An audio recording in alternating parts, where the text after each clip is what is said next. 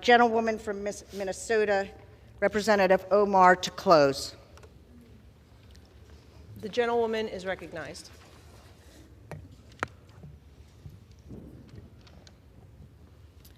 This debate today, it's about who gets to be an American. What opinions do we have to have to be counted as Americans? This is what this debate is about, Madam Speaker. There is this idea that you are a suspect if you are an immigrant, or if you are from certain parts of the world, or a certain skin tone, or a Muslim. It is no accident that members of the Republican Party accused the first Black president, Barack Obama, of being a secret Muslim. It is no accident that former President Donald Trump led a birther movement that falsely claimed he was born in Kenya. Because to them, falsely labeling the first and only President of the United States of America a Muslim and African immigrant somehow made him less American. Well, I am Muslim. I am an immigrant, and interestingly, from Africa. Is anyone surprised that I am being targeted? Is anyone surprised that I am somehow deemed unworthy to speak about American foreign policy? Or that they see me as a powerful voice that needs to be silenced? Frankly, it is expected, because when you push power, power pushes back. Representation matters. Continuing to expand our ideas of who is American and who can partake in the American experiment is a good thing. I am an American who was sent here,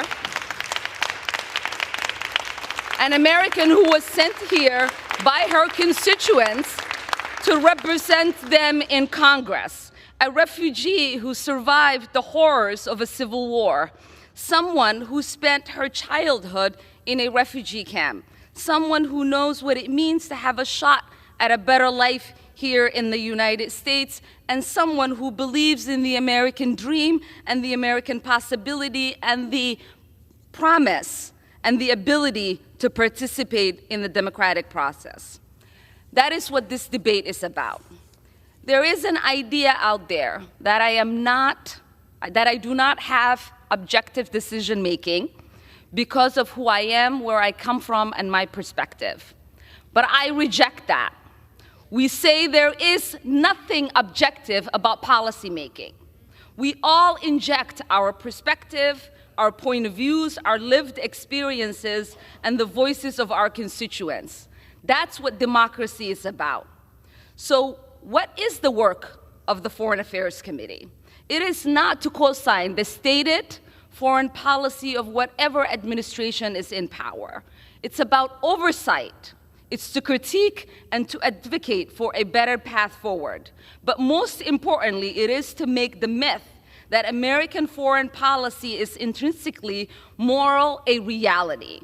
So I will continue to speak up because representation matters. I will continue to speak up for little kids who wonder who's speaking up for them.